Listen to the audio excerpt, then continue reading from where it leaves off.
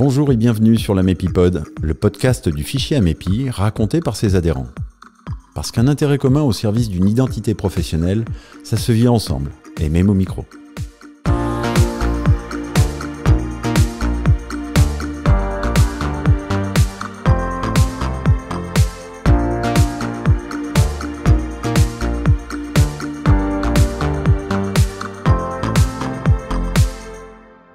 Il y a dans l'acte de revenir, après être parti, quelque chose de romanesque, ou en tout cas suffisamment d'émotion pour toujours susciter curiosité et intérêt.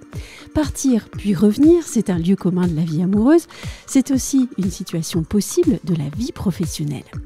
Aujourd'hui, je reçois Chantal Héry de AV Immobilier. Elle était adhérente au fichier Amepi, elle est partie, mais elle est revenue.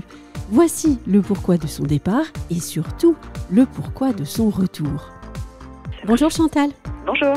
En 2018, tu décides de quitter le fichier Amepi. En quelques mots, pourquoi es-tu partie ? En quelques mots, c'était un essai pour moi en 2018. Il y avait quelques dysfonctionnements, notamment au niveau de l'application, l'extranet, sur le partage de mandats. Ça venait d'être lancé, donc c'était encore en cours d'ajustement, ce qui fait qu'il y avait pas mal de biens qui se retrouvaient référencés alors qu'ils n'étaient plus disponibles. Et puis c'est vrai qu'au niveau de la collaboration avec les autres agences membres du fichier Amepi, il y avait aussi des petits dysfonctionnements, des personnes qui jouaient pas forcément le jeu sur le partage d'honoraires. Donc c'est vrai que les deux cumulés nous faisaient perdre un petit peu de temps et c'est la raison pour laquelle j'avais décidé de quitter l'Amepi en 2018. Donc tu es partie, mais tu es revenue. Est-ce que les choses ont changé au fichier Amepi ?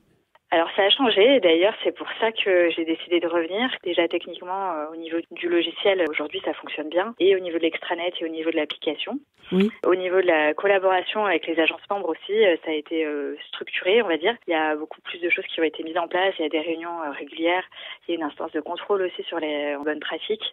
Ça fonctionne mieux à ce niveau-là. Moi j'avais apprécié aussi que l'on puisse voter par bassin d'activité le partage des honoraires sur les ventes en intercabinet, ce qui permet d'être, nous on n'est plus sur un partage à 50-50 mais nous sur Lyon on est à 80-20 les 15 premiers jours puis à 60-40, ce qui permet d'encourager à faire de l'intercabinet parce qu'on est sur une répartition d'honneurs qui est plus juste par rapport aux rentreurs de mandat. Et puis une prise de décision aussi au sein de l'Alpha en fait qui vous rend acteur de votre bassin.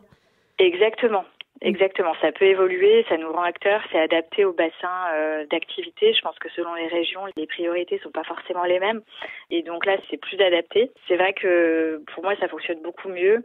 Après, j'avais aussi apprécié qu'il y ait un tarif qui n'est pas augmenté depuis 2018. Le prix était resté le même. Oui, la cotisation n'a pas évolué depuis 2018, si je ne me trompe pas. C'est ça. C'était la même cotisation que lors de ma première adhésion. Et c'est vrai que sur les services auxquels on peut souscrire en agence immobilière, notamment les adhésions au site immobilier, choses comme ça, il y a des augmentations en ce moment le coût logiciel qui sont assez importantes. Et quand on a des services qui font l'effort de maintenir les coûts, on apprécie. Donc un départ sur une note mitigée et un retour plutôt positif ? Oui, tout à fait. Je peux te confirmer que les arguments qui m'avaient été avancés au moment de réadhérer m'avaient convaincue. Mais là, en ayant testé le fonctionnement de l'Amepi depuis quelques temps maintenant, on n'est pas déçus et ça fonctionne vraiment. Promesse tenue donc. Promesse tenue. Un grand merci Chantal.